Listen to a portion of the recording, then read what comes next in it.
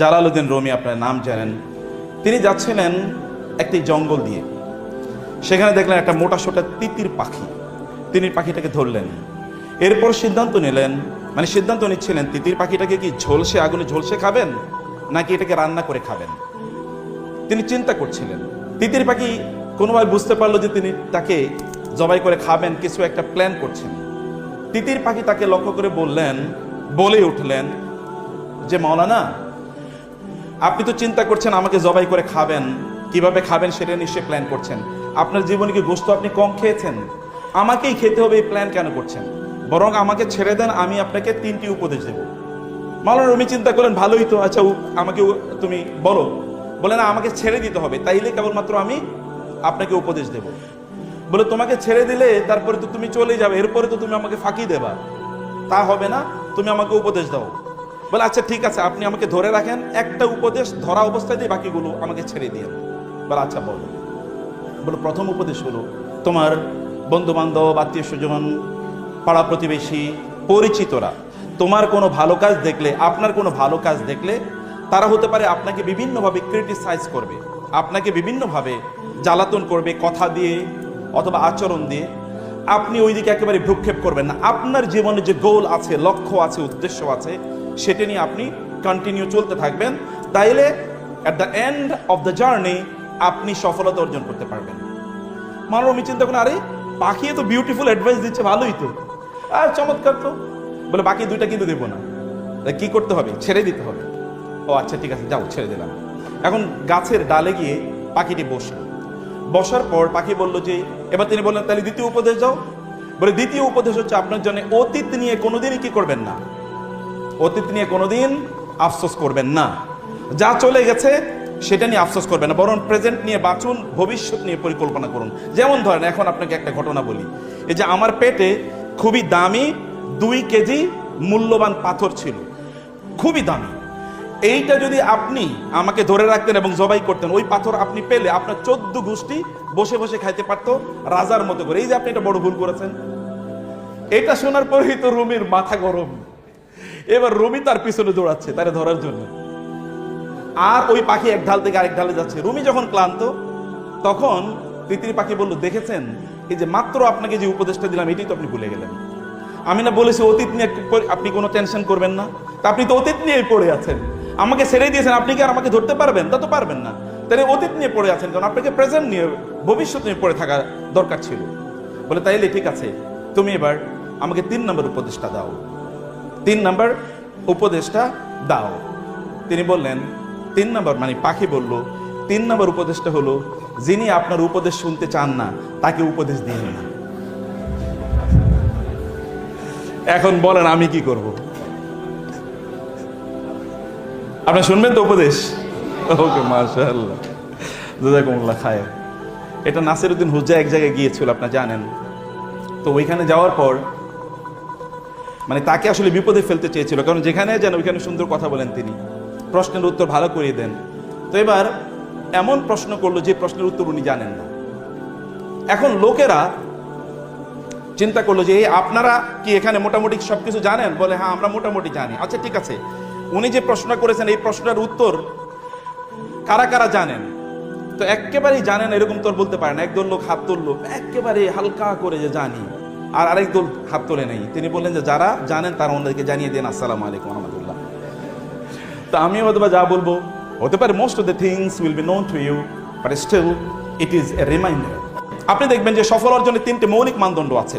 এর মধ্যে একটা মানদণ্ড হচ্ছে আপনার ফোকাস থাকতে হবে, যে আপনি কি করতে চান, আপনার ব্যক্তিত্ব থাকতে হবে, এবং একদল ডেডিকেটেড লোক থাকতে হবে যারা আপনার কাজটি তারা আপনার পক্ষে অথবা আপনার উপস্থিতিতে বা আপনার অনুপস্থিতিতে করে বেড়াবে।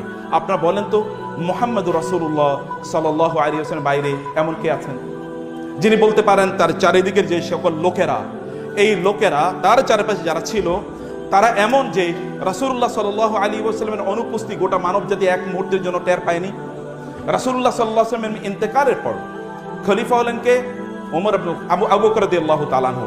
আবু বকর তো উম্মার মধ্যে মোস্ট লেনিয়েন্ট, মোস্ট কম্প্যাশনেট, এবং এত মানসিকভাবে তিনি এতটা কোমল যে তিনি রাসূলুল্লাহ সাল্লাল্লাহু আলাইহি ওয়াসাল্লামের অনুপস্থিতিতে তিনি নামাজ পড়াবেন ওইখানে, এটাই চিন্তা করতে পারছিলেন না।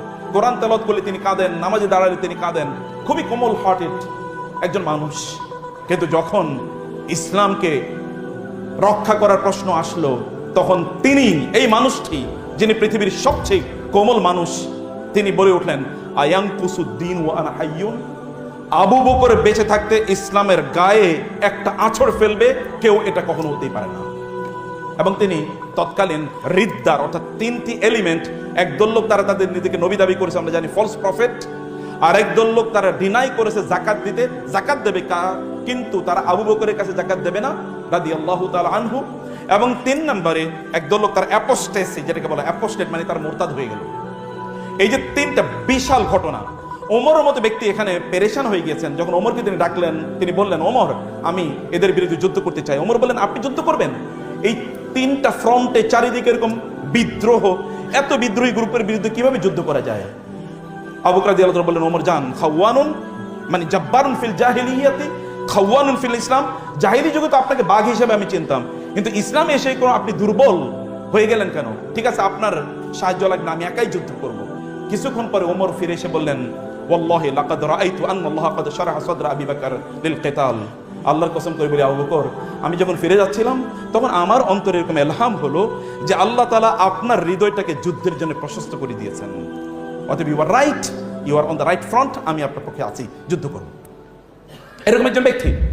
আপনি বলেন তো, রাসূলুল্লাহ সাল্লাল্লাহু আলাইহি ওয়াসাল্লাম ইন্তেকালের পর তার চারপাশ যত লোক ছিল, যতজন ছিল, তাদের অবস্থা কি ছিল?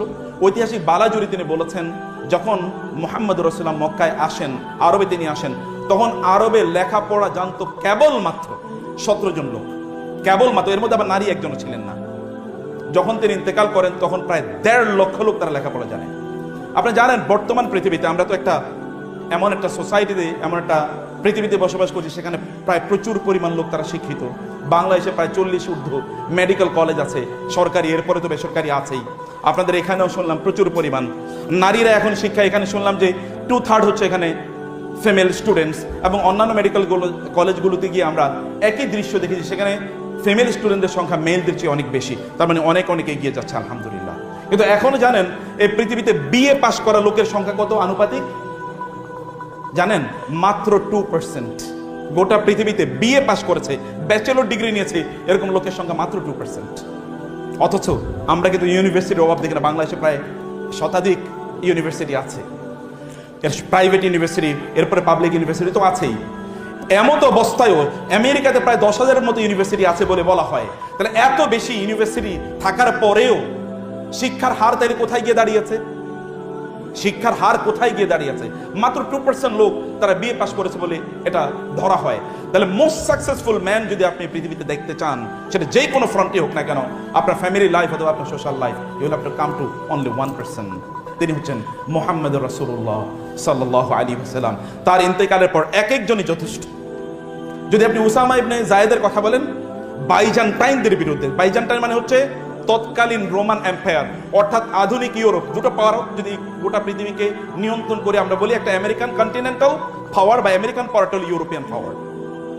এই ইউরোপিয়ান পাওয়ার ছিল রোমান পাওয়ার। এই রোমানদের বিরুদ্ধে যুদ্ধ করার জন্য একজন যুবককে পাঠানো হয়েছে, তার বয়স মাত্র 18 অথবা 17। এরকম একজন নয়, এরকম অসংখ্য, এরকম হাজারো যুবক ছিলেন যারা রাসূলুল্লাহ সাল্লাল্লাহু আলাইহি ওয়াসাল্লামের অনুপস্থিতি কাউকে ট্যারি পেতে দেন নাই। এটা মানবতার ইতিহাসে কেবল একজন মানুষের পক্ষে সম্ভব, আর কারো পক্ষে এটা সম্ভব হয় না। আমরাও তো দেখি আমাদের অত্যন্ত শক্তিশালী মানুষদের সাথেও যারা থাকেন, তারাও হাজার হাজার টাকা লুট করেছেন, তাদের মধ্যে নৈতিকতা ডেভেলপ করেনি। আমাদের আশপাশেও এরকম অসংখ্য সিনারিও আছে, অসংখ্য লক্ষ লক্ষ এরকম ঘটনা আছে যেখানে মানুষদের মধ্যে আমরাই কোনো ইম্প্যাক্ট তৈরি করতে পারিনি, তিনি কেমন ইম্প্যাক্ট তৈরি করেছেন। অতএব মোস্ট সাকসেসফুল ম্যান যদি আপনি চান এই পৃথিবীতে, তাহলে আপনাকে অবশ্যই তার কাছে যেতে হবে। মাইকেল এইচ হার্ট তো সেই কথাই বলেছেন, my ranking of Muhammad to lead the list of the most influential man on earth. আমার মুহাম্মদ সাল্লাল্লাহু আলাইহি ওয়াসাল্লামকে যে আমি এই পৃথিবীর সবচেয়ে প্রভাবশালী মানুষ হিসেবে নির্বাচন করেছে আমার বইয়ে, দ্য 100 বইয়ে, এটা হতে পারে কেউ প্রশ্ন করবে, কার হয়তো বা এই ব্রোটা বড় করে দেবে, তার হয়তো কপালে একটা ভ্রু কুঞ্চন থাকবে, কিন্তু আমি জানি রিলিজিয়াস এন্ড সেকুলার গ্রাউন্ডে, অর্থাৎ দুনিয়া এবং আখেরাত, দিন এবং দুনিয়া, এই দৃষ্টিতে তার ধারে কাছেও কেউ আসতে পারে না। রাসূলের জীবন সম্বন্ধে যতটুকু আপনাদের সামনে বলতে পেরেছি, এটা হচ্ছে বিশাল মহাসমুদ্রের এক ফোঁটা পানির চেয়েও কম। কাজ হলো তার জীবনী পড়া। আপনারা একটা বই পড়বেন। একজন বোন ইসলাম গ্রহণ করেছে, তিনি ঢাকার একটা সরকারি বিশ্ববিদ্যালয়ে তিনি প্রফেসর, এবং তিনি আমাকে বলেন, স্যার আমার স্বামীকে তো তিনি তো ইসলাম গ্রহণ করেন না, উনি খুলনা একটা ইউনিভার্সিটিতে বড় পদে তিনি চাকরি করেন, আমরা আপনার স্বামীকে শুধু দাওয়াত দিয়ে নিয়ে আসেন। বলে স্যার আসবেন আপনার কাছে কেন? বলে তাইলে তো আপনি তাকে ইসলামের দাওয়াত দেবেন, জীবন আসবে না। আমি বললাম আপনি ওনাকে নিশ্চিত করেন আমি ইসলামের ব্যাপারে একটা কথা বলবো না তাকে। তো 1 মাস 2 মাস চেষ্টা করার পরে তার স্বামীকে নিয়ে আসলেন। আসার পরে আমি চাটা খাওয়ালাম, কথাবার্তা বললাম, গল্প। আমি শুধু একটা দাওয়াত দিই। আমি এর আগে একটা রাসূল ইসলামের একটা জীবনী বই আইনে রেখেছি, আমার খুব প্রিয় একটা বই। রাসূলের জীবনীতে অনেক বই আছে, আমি যেটাকে পছন্দ করি এই বইটা এনে রেখে আমি বললাম আপনাকে আমি বইটা হাদিয়া দিলাম, আপনি বইটা পড়বেন, আমার আর কোনো চাওয়া নেই। আপনি তো অনেকের জীবনী পড়েছেন, জীবনী উনি তো মুহাম্মদ সাল্লাল্লাহু আলাইহি ওয়াসাল্লাম তো পৃথিবীর সকল বড় বড় জ্ঞানী বিজ্ঞানীদের কাছে গ্রেট অথবা গ্রেটেস্ট, তাদের কথাই, আমি অমুসলিমদের কথা বলছি। তো আপনি একজন অন্যান্যদের জীবনী যেরকম পড়েন একটু পড়েন, আপনি শুধু এটা পড়বেন, পড়ে এরপর আপনি আমার সাথে দেখা করবেন। 2 মাস পরে ওই ভদ্রলোক এসে বলে স্যার আমি মুসলমান হব, শুধু রাসূলের জীবনী পড়ছে। বিশ্বাস করেন তার জীবনের একটা মিরাকল, মুজিজা, জীবন্ত মুজিজা। জি আচ্ছা, বইটার নাম হলো রাসূলে আরবি, রাসূল সফিউর রহমান মোবারকপুরী ওনার বই রাসূলে আরবি। তো এটা একজন মানুষ যদি সত্যি অর্থে ওপেন মন নিয়ে রাসূলের জীবনী পড়ে, she is bound to follow the prophet সাল্লাল্লাহু আলাইহি ওয়াসাল্লাম। আমি এই দুটো দাওয়াত আপনাদেরকে দিয়ে গেলাম, ইসলামকে ভালো করে বুঝেন এবং রাসূল ইসলামের জীবনীটা পড়েন। ইসলামকে বোঝার জন্য কোরআন বোঝা মাস্ট। আপনি যদি কনফিউশন দূর করতে চান ইসলাম সম্পর্কে এবং ওদের শিকারে পরিণত না হতে চান, তাহলে কোরআন বুঝেন।